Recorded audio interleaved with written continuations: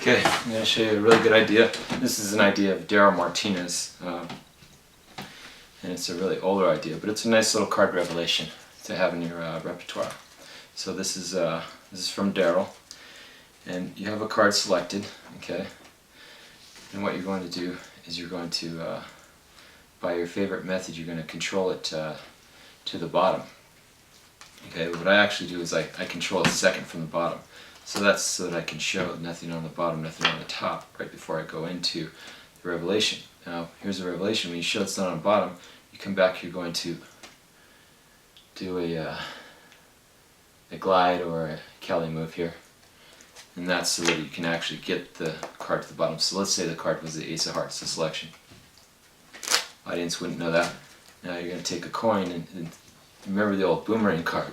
You can do the boomerang card to catch it in the deck,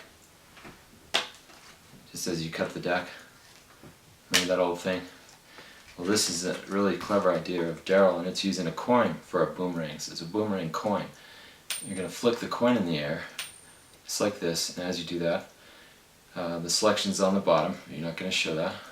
You're going to make a charlet cut over here. So that will look like this. It's just a nice little revelation, and that will look like this. So it will actually land in there. Then you spread down and you show that it landed next to one card. And it could have landed on any card.